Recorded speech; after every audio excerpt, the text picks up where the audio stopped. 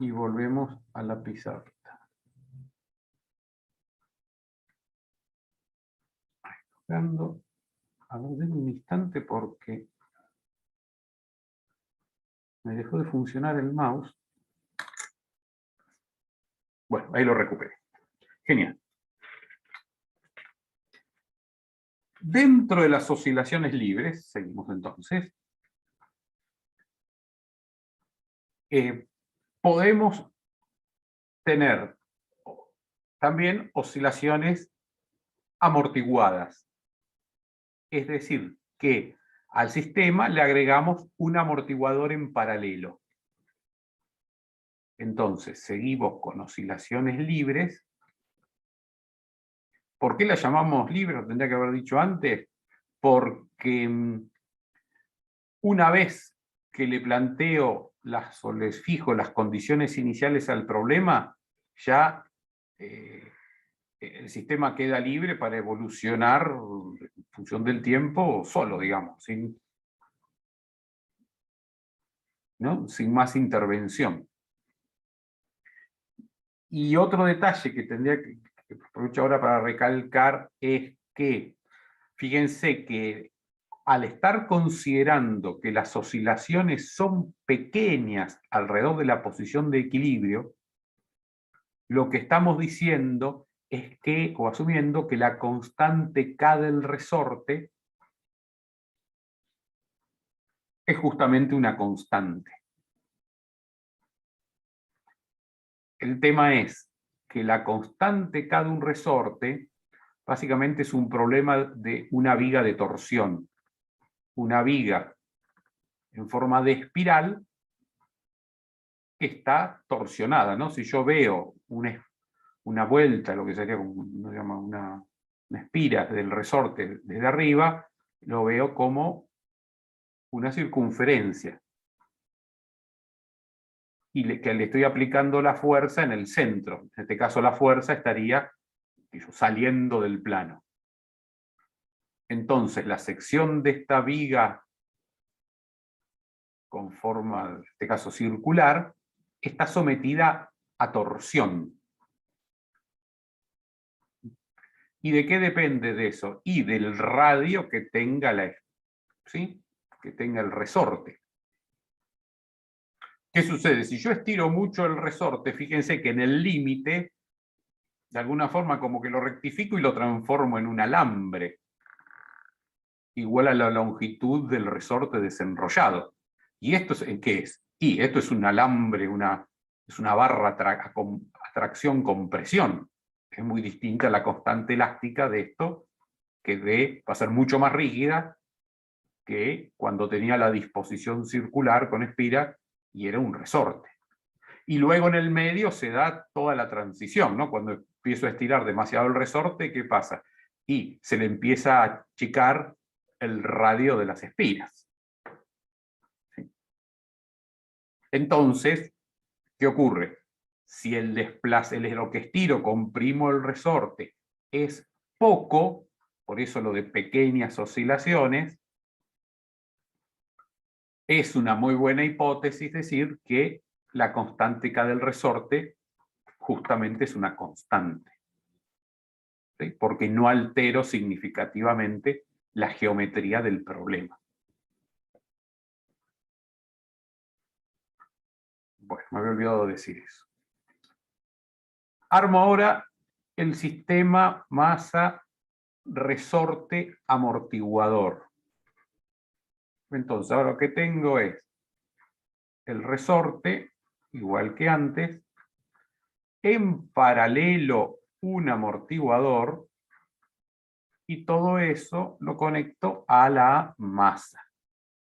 Que, repito, aunque le esté haciendo aquí como un cuadradito, para que el dibujo me quede relativamente prolijo, está con la hipótesis de que es una partícula, ¿sí?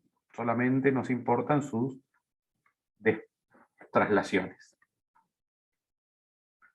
Y nuevamente, posición de equilibrio como origen de X, la variable del problema. Si acá vuelvo a la sumatoria de fuerzas sobre la masa, ahora ¿qué tengo? Tengo menos K por X, que es la fuerza del resorte, menos C por X punto, que es la fuerza del amortiguador, que es antagónica, ¿sí? Pero depende de la velocidad. Y esto es igual a masa por aceleración, que es mx punto punto. Quiere decir que ahora la ecuación característica es masa por aceleración más c por x más c por x puntos más k por x es igual a 0. ¿Sí? Profe, la C del amortiguador siempre va con velocidad Sí, y opuesta al movimiento de la masa. efectivamente. ¿Por qué? Porque si un amortiguador, digamos que en una configuración muy sencilla es un émbolo, ¿sí? En el que se comprime un fluido, que es aceite, y tiene unos orificios calibrados que a medida que yo comprimo esto, deja que fluya el aceite, ¿no? Que pase de esta cavidad donde está confinado a otra. Si yo eso lo hago de forma cuasi estática, es decir, con velocidad nula, el amortiguador, digamos, lo puedo ir comprimiendo, alargando, ¿sí? Sin aplicar ninguna fuerza. Pero si lo hago de forma repentina, es decir, con alguna velocidad, me va a oponer una resistencia antagónica a la velocidad que le esté aplicando. ¿Sí? ¿Y de dónde sale esa fuerza? Bueno, por el escurrimiento del líquido viscoso a partir de esos orificios calibrados, ¿sí? Por los que fluye el líquido. Entonces, así como el resorte siempre es menos K por X, estos ¿cómo se llama? Amortiguadores lineales, que lo llamamos lineal porque depende de una constante por la velocidad, también tiene una fuerza del estilo antagónico, pero en este caso a la velocidad.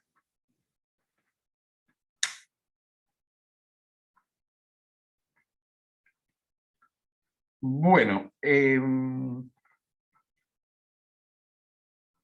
normal escribir para escribir esta ecuación es dividir todo por m, entonces nos queda aceleración más c sobre m más k sobre m igual, acá me faltó, por x punto por x igual a 0. Y tenemos que k sobre m es la pulsación natural al cuadrado, omega 0 cuadrado, ¿no? Omega 0 lo definimos antes. Y c sobre m se lo define como 2 lambda. ¿Por qué el 2? Para que luego se simplifique y la ecuación quede más bonita. Entonces, si tenemos que escribir la ecuación característica asociada a este problema, sería r cuadrado más 2 lambda por r más omega 0 al cuadrado igual a 0. Le hallamos las raíces con la formulita de toda la vida, la algebraica, como era b menos más menos raíz cuadrada de 4ac sobre 2, b cuadrado menos 4ac, etcétera, que si la reemplazamos para este caso, nos da, como aquí la estoy escribiendo,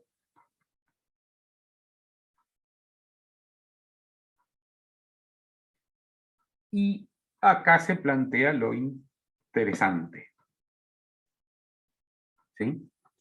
En que dependiendo la naturaleza de las raíces R1 y R2 de esta ecuación de segundo grado, se dan distintos tipos de soluciones para la ecuación diferencial. Y lo que define qué es lo que ocurre si estas raíces van a ser iguales, si van a ser distintas, si van a ser reales, si van a ser imaginarias, es el argumento de esta raíz cuadrada. ¿Y por qué? Y porque si omega cuadrado es mayor que omega 0 cuadrado, las raíces van a ser positivas y distintas. Si omega 0 cuadrado es mayor que lambda, va a resultar que van a ser raíces imaginarias. Y eventualmente, si son iguales, omega cuadrado, omega 0 cuadrado y lambda cuadrado, esto da 0 y tenemos raíces, dos raíces reales repetidas. ¿Sí? Entonces, se define un factor que se llama factor de amortiguamiento, que se hace como omega 0 sobre W, se define como, discúlpeme, se define como lambda sobre omega 0, este es el factor de amortiguamiento, para analizar los distintos casos.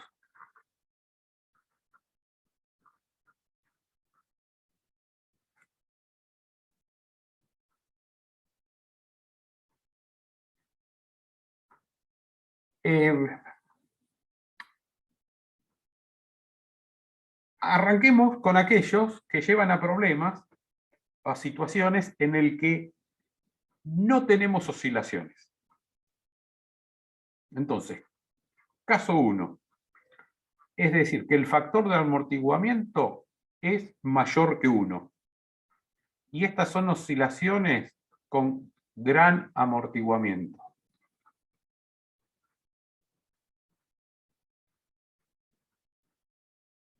Entonces, ¿qué sucede? Si esto es mayor que 1, significa que lambda es mayor que omega 0 y las raíces resultan reales. ¿Sí? Entonces, R1 y R2 son reales.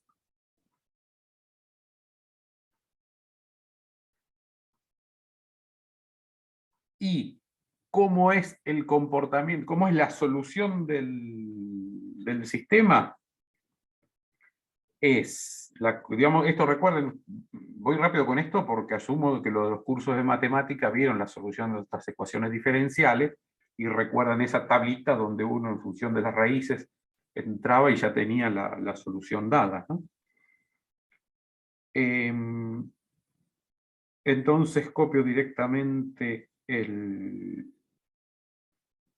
la solución. Tengo que x es igual a una constante 1 por R1 por E a la R1t más C2 por R2 por E a la R2t.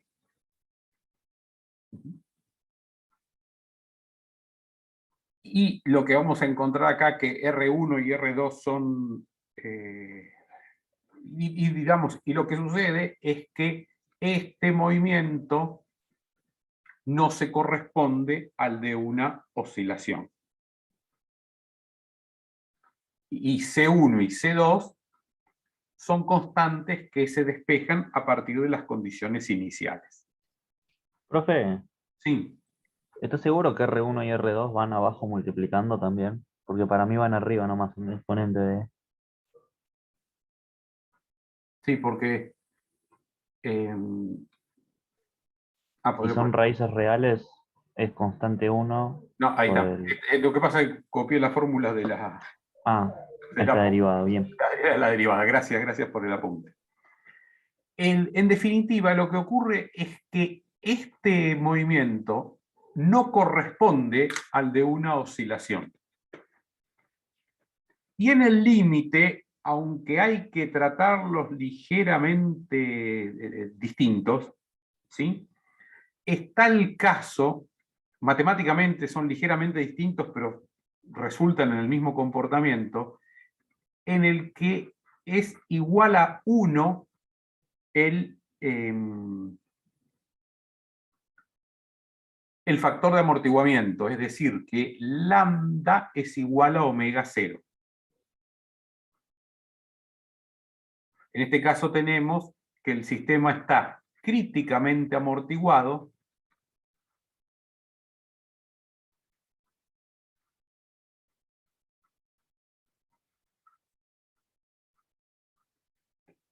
R1, como les decía, es igual a R2 y ambas son reales y negativas.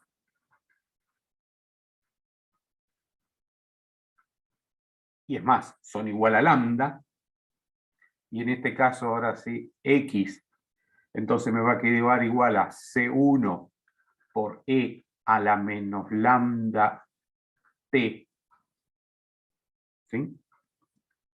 Más C2 por T por E a la menos lambda T. Y ninguno de los dos casos resulta ser una oscilación.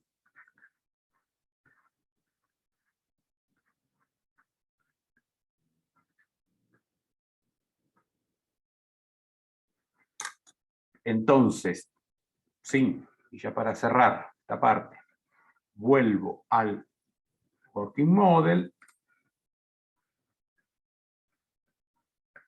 Voy a compartir acá.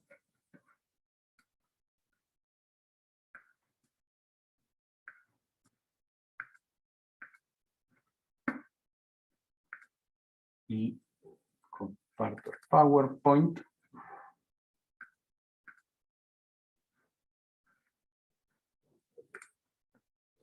Tenemos este comportamiento.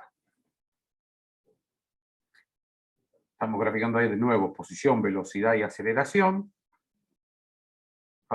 Condiciones iniciales, en este caso, velocidad positiva y posición inicial negativa.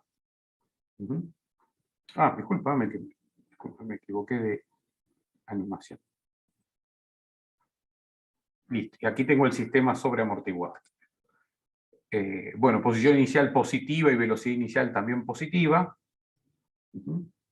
Aquí hay dos gráficos, ¿no? El superior, que tiene este 0, es la referencia que estoy usando para la velocidad y la aceleración. Mientras que el gráfico que tiene el 0, esta segunda línea, es para la posición. Entonces, fíjense que el sistema no oscila. Entonces, otra regla de oro. Sin importar cuál sea la condición inicial que le dé a la partícula, es decir, posiciones y velocidades, si el factor de amortiguamiento es 1, que sería el valor crítico, o mayor que 1, que es el valor ya que está con sobreamortiguamiento o gran amortiguamiento, ese sistema no va a oscilar. Fíjense que el factor de amortiguamiento condensa de alguna forma la información de todas las características constructivas del problema.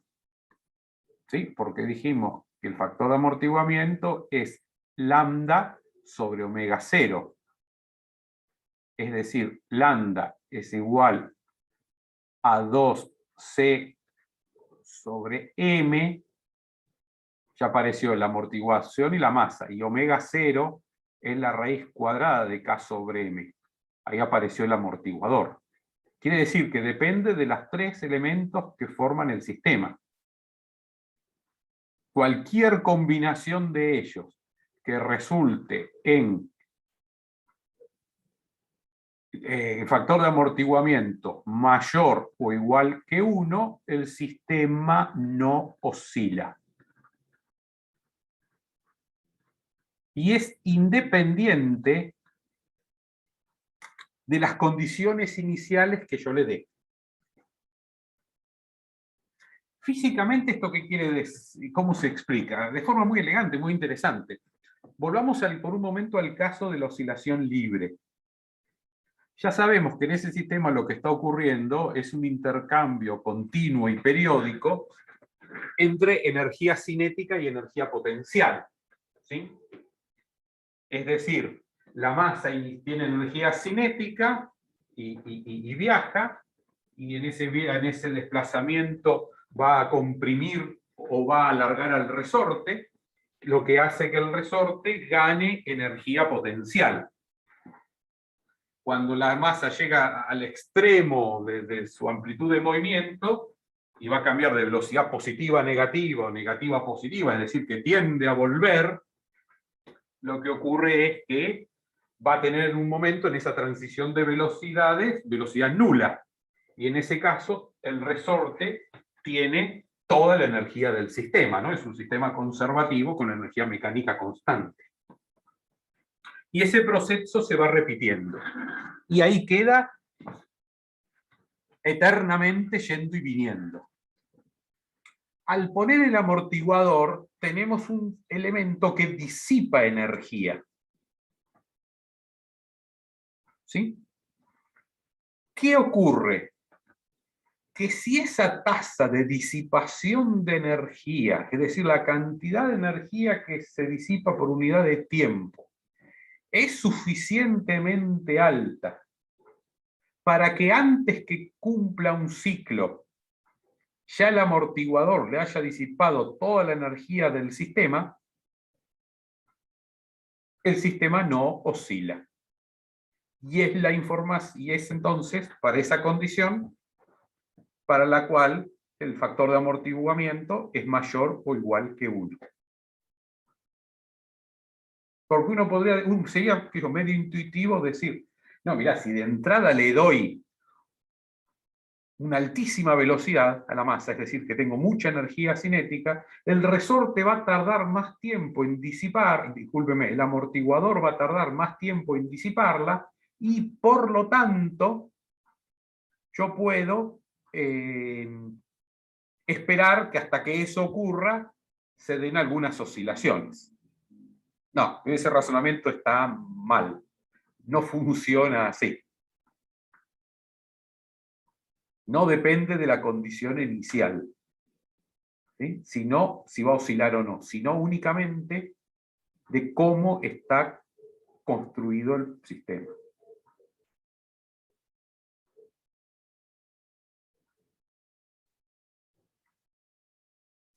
Fíjense que en este gráfico, la posición inicial, mirando la curva azul, es esta distancia, ¿no? La distancia acá al origen. Y la velocidad inicial es el trazo de la distancia al origen del comienzo, del inicio de la curva roja. Que aplicando las escalas que correspondan del gráfico, tiene que ser coherente con la pendiente, con esta pendiente, ¿no? La tangente en tiempo igual 0 a la curva posición tiempo.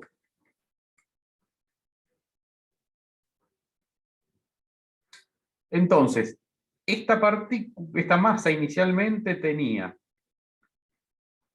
energía cinética, un medio de la masa por la velocidad inicial. Energía potencial, ¿cuánto tenía? Y un medio de la constante del resorte por el desplazamiento inicial, que era este que va de acá a acá, ¿no? Que les decía. Esa es la energía, la suma es la energía mecánica. Con esa velocidad inicial, la partícula arrancó inicialmente alejándose de la posición de equilibrio, y cuando llegó aquí, que es el máximo de acá a acá, la distancia máxima al punto de equilibrio, fíjense que coincide cuando la curva roja aproximadamente pasa acá por el 0, es decir, cuando tiene velocidad nula. Esto no coincide exactamente porque las líneas punteadas para marcar los dos ceros la hice yo, no es la del working model, ¿no? La enfaticé yo, así que tengo un pequeño error, pero este máximo coincide con velocidad nula. Cuando la partícula cambia de la dirección, cambia la velocidad, cambia de signo la velocidad, porque pasó de ser positiva a negativa, y si quiero verlo acá con la pendiente, claramente de este lado tengo pendiente negativa.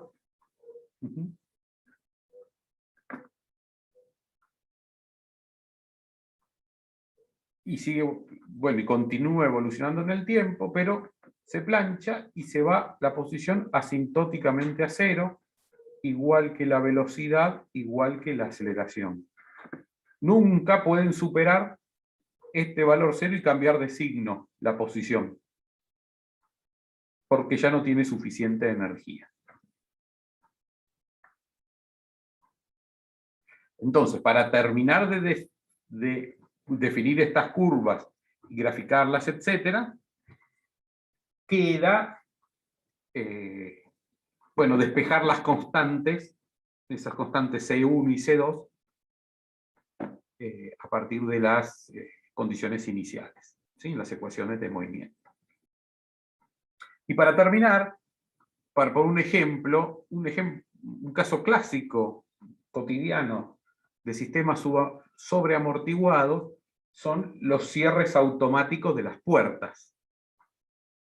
Estas puertas, ¿vieron que? Profe, Sí, antes que cambies de tema, tengo una consulta sobre esto. dale.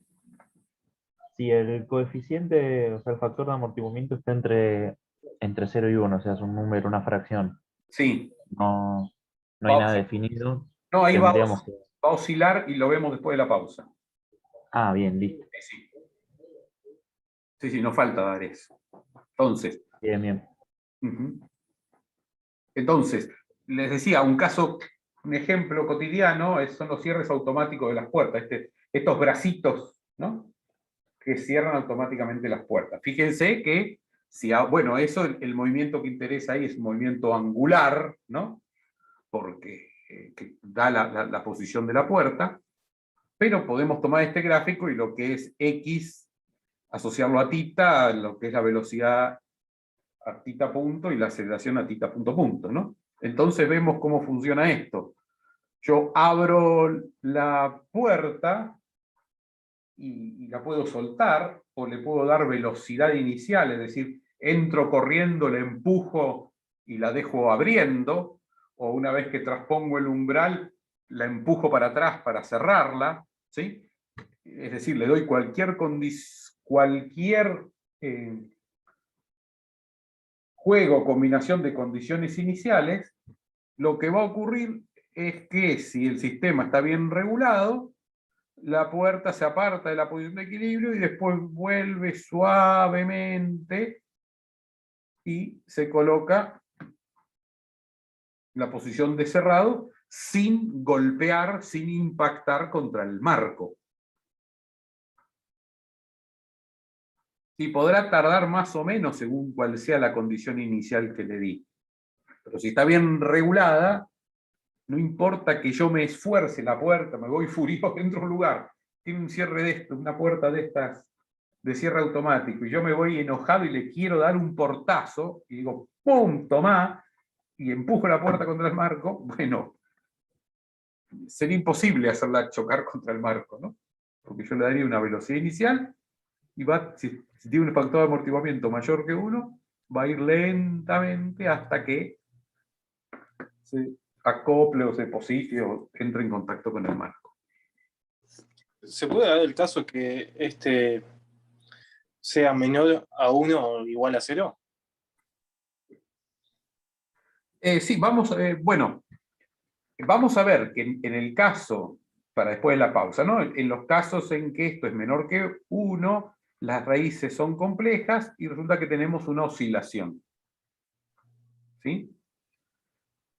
Y gamma igual a 0 sería que lambda es igual a 0, significa que no hay amortiguamiento y tenemos las oscilaciones libres que ya vimos. ¿Sí? Pero sí se puede dar el caso y lo vamos a ver después de la pausa.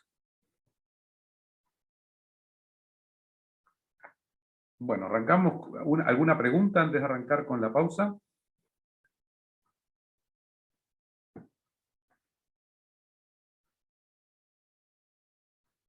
Bueno, entonces seguimos en 10 minutos. Porque son estos sistemas de amortiguamiento, ¿tiene algún límite, algo donde ya si te pasas de meso, o sea, ya si te pasas de determinada velocidad o algo, ya los terminas rompiendo? Va. O sea, hay un límite hasta lo que pueden aguantar, a eso me refiero, no sé si se entiende lo que digo. Definitivamente. Mm. Esta pregunta tuya es muy interesante desde el punto de vista digamos, de hasta dónde puedo, luego, en la práctica, en qué punto empiezo a violar, por decirlo de alguna forma, las hipótesis que yo planteé en mi análisis. Porque Sí, bueno, pero, por ejemplo, si la puerta tiene un resorte y un amortiguador, ¿está bien? Pero alguien puede decir, pero fíjate, la posición de equilibrio con el resorte sin ningún tipo de deformación es cuando la puerta está cerrada. ¿Sí? Entonces, cuando vos abrís la puerta no la estás moviendo 1 o 2 grados, que sería 4, que yo viste, ángulo pequeño, sino que la estás abriendo 45, 90 grados. Bueno, y el resorte se mantiene lineal en todo ese recorrido. Entonces, puede ser, según cómo esté el diseño, puede ser que sí, puede ser que no. Pero entonces esto que estamos diciendo estrictamente puede no aplicar. ¿Sí? La otra situación es que todo tiene, cuando lo armo, tiene algún tipo de juego. Puede hacer que, por ejemplo, ese juego haga que la puerta, ¡pum!, sí, pega contra el marco. ¿Sí? Y la otra es que sencillamente yo digo, mirá, te doy un portazo, pero en el momento que le estoy aplicando la fuerza, puede hacer una fuerza tan grande que lo rompo. Entonces las ecuaciones se caen a pedazos, digamos, porque ya no están representando ya no estoy representando el problema. ¿Sí? Entonces, bueno, eso es lo interesante y ese es el trabajo como ingenieros. ¿Sí? Que uno en estos cursos aprende la física del problema, los principios que subyacen sobre cómo funcionan las cosas. En el laboratorio funcionará todo bien, en el working model mejor todavía, pero después cuando lo llevas a la práctica, hay que resolver o considerar una cantidad de aspectos del problema bueno, que para eso nos entrenamos. ¿Sí? Y que hay en muchos casos mucho conocimiento lo da la experiencia. ¿Sí? Pero con estos conceptos, algo que me resulta interesante decirles es que muchas veces el tema de las vibraciones, ¿sí? Vibraciones mecánicas, que muchas veces son un problema desde el punto de vista del funcionamiento de las cosas, es decir, son no deseadas, se lo asocia a un problema que lo resuelve un gurú, ¿sí? Que domina una magia que puede predecir cómo hacer para que las cosas dejen de oscilar, oscilen más, con menos amplitud, mayor amplitud, o a qué frecuencia. Y nada más lejos que eso, está todo bien clarito en estos conceptos que estamos viendo en este momento en el curso. ¿Sí? porque uno sabe que luego, aunque en la práctica, debido a la implementación de los sistemas, se pueden desviar del comportamiento teórico, hay principios que no cambian. Porque, por ejemplo, que la pulsación, la velocidad que va a tener una oscilación libre, solamente va a depender de qué resorte que más elegí. Y haciéndolo, dándole condiciones iniciales para un lado, para el otro, velocidad para un lado, para el otro, no voy a lograr que la oscilación tenga una pulsación distinta. ¿Está bien? Esos son conceptos que no cambian, ¿no? Porque se derivan directamente de las leyes de Newton. Ahí no se puede inventar nada. ¿Está? Vamos a ver ahora en la segunda parte, luego de la pausa, y con más énfasis quizás el jueves, en que cuando tenemos oscilaciones forzadas, es decir, el que aplicamos una fuerza perturbadora periódica que hace oscilar, que fuerza la oscilación del sistema, por eso se llaman oscilaciones forzadas, bueno, hay otra serie de fenómenos, ¿sí?